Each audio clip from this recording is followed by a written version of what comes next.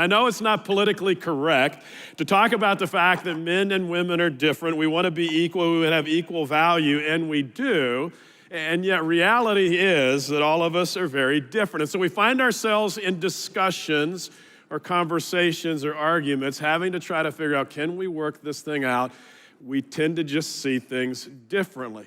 Now, if you don't believe that's true, then you know that just by conversations that you have where he'll hear one thing and you're saying something totally different, and you go, where did he come up with, where did she come up with that idea? Maybe you've had some of those conversations. Maybe for you, they went like this. He said, I don't think I'm ready for a relationship right now. What she heard was, he loves me, he just doesn't know it yet, and not quite on the same page. She said, we need to talk. He heard, brace for impact, something major is gonna happen here. He said, I thought our waitress was really nice. What she heard him say is that cute waitress was totally flirting with me. Or she said, could you please load the dishwasher? What he heard was, you never help around the house. She said, does this dress make me look fat? He actually heard, do you want to sleep on the couch alone tonight? Is what he heard in that conversation. Or he said, do you mind if I go out with the guys tonight? She heard, I don't really want to be with you. Or maybe this one, she said, I'm stressed, I really could use a back rub. He heard, I'm about to get lucky. And so you just you hear things differently depending on the situation. So let me actually begin reading in verse 13 of Psalm 139. David says, God, you made all of my delicate inner parts of my body and knit me together in my mother's womb. Thank you for making me so wonderfully complex. Your workmanship is marvelous, how well I know it. You watched me as I was being formed in utter seclusion, as I was woven together in the dark of the womb. You saw me before I was born. Every day of my life was recorded in your book. Every moment was laid out before a single day passed. How precious are your thoughts about me, oh God. They cannot be numbered. I can't even count them. They outnumber the grains of sand. And when I wake up, God, you are still with me. And the psalmist David is just saying, God, you have created each and every one of us to be unique. You've created each and every one of us to be different, and it's okay that we're different. It's one thing to say we're different. It's another to say, okay, I'm going to lean in and appreciate those differences too. Not to deny the fact that we're different, not to try to eliminate our differences, not to try to change the other person, but instead learning to lean in and appreciate the differences that exist. And so let's jump in. Men are more interested in what are we going to achieve in this situation. Women are saying it's about the relationships. Now, when you begin to flesh that out and you say, so what does that mean? What does that look like? Well, men, when they look, they focus on a future goal, and they say, based on that goal that I hope to achieve, then it's going to justify my activities right now. There's a goal that's out there that I hope to achieve. It justifies my present activities. Women are going to focus on feelings and say, let's make sure that we enjoy the moment. It's a relationship kind of thing. Don't worry about achieving that overarching goal. So, what every wife wants her husband to know, number one, is she needs to be cherished. In other words, she needs to know that she is number one in your life. She needs and wants to be cherished. If it all came down to an evening out with your buddies or on a night out with your wife, she needs to know you'd choose her first. Not because you have to, not because she demands it, but because you would want to be with her more than anything else. She needs to be cherished. She needs to know she's number one. She's number one in your life. Secondly, she needs to be known and she needs to be understood. She wants to know that you understand what she's feeling, what she's experiencing, what's going on in her life. This one involves listening. And as men, we tend not to be real good as listeners. When our wives are telling us about something, we tend to passively listen. And then when we've heard enough, almost as though we're saying, look, I'm ready to move on to other things, then we jump in and we start offering advice. And sometimes our advice turns into a lecture instead of listening.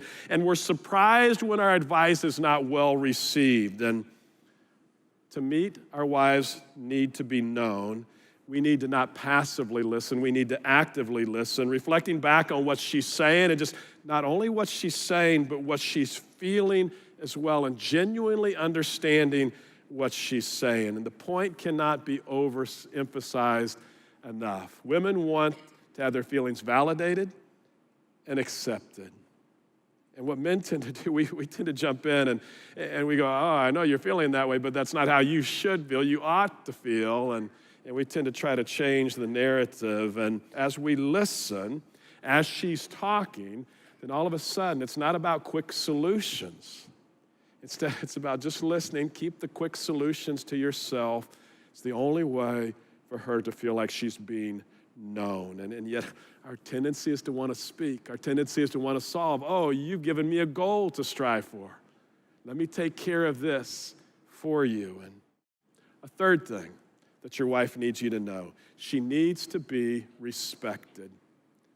Needs to be respected, meaning you honor her needs, her wishes, her values, her rights, not trying to manipulate her, but instead just understanding, hey, this is what's important to her. She wants to be, needs to be respected. Now, throughout this series, we've said again and again that there's no room for physical abuse in a relationship, and if physical abuse is occurring, then you need to get out of that relationship now. But can I also say there's another form of abuse that's just as insidious, it's just as evil, and that is verbal or emotional abuse, and there's no place for it in a marriage. God says there's no place for it whatsoever. And you could talk to your spouse in a way that actually is going to treat her with respect or him with respect, or you can treat him with contempt, but do not verbally abuse your spouse. Ephesians 4:29 actually says it this way: do not let any unwholesome talk come out of your mouths, but only what is helpful in building others up according to their needs. Watch what you say. See, respect actually says this: I support you, you're valuable to me, and you don't have to be any different from who you are right now. I respect you just for who you are right now. Now, a man, what he wants his wife to know from him are just different kind of needs. And so let me give you three that a man would say, this is what I want you to know from me. Your husband wants you to know he needs to be admired. Every husband relishes his wife's praise, what he wants more than anything. No one should make a man feel admired or appreciated more than his wife. Be his biggest fan. Being appreciated is a man's primary need. He measures his worth through his achievements. Again, it all comes down to achievements for a man, big and small, and he needs those achievements to be recognized. And women, you can say, what a shallow man you are, and what a shallow man my husband is. We're men, that's who we are. This is what we're looking for, just to admire us. And wives, I would just say, don't hold back on him.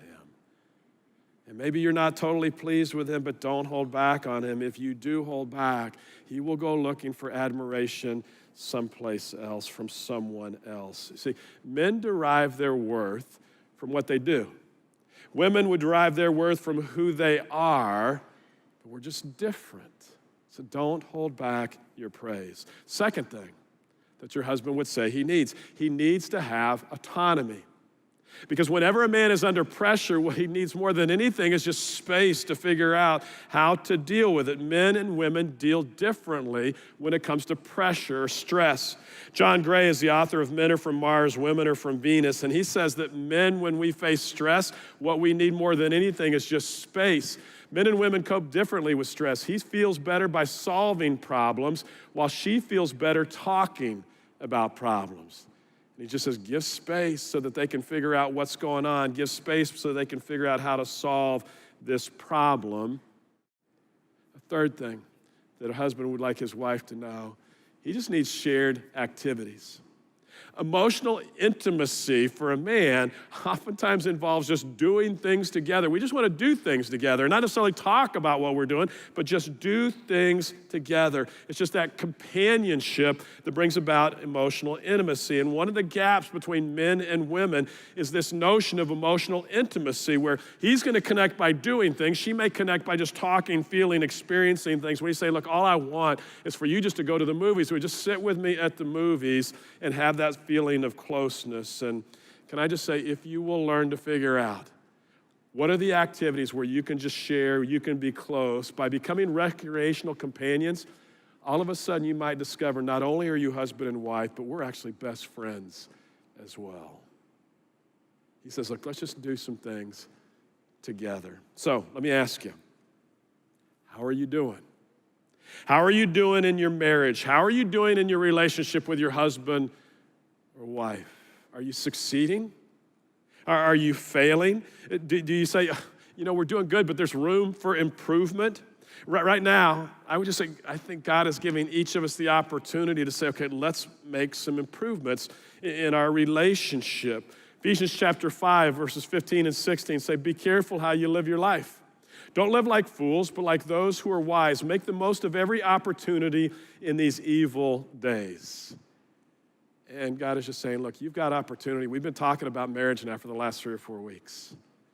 And all of us have room for improvement. And God says, look, right now, no better time to seek improvement than right now. So here's what I want to do.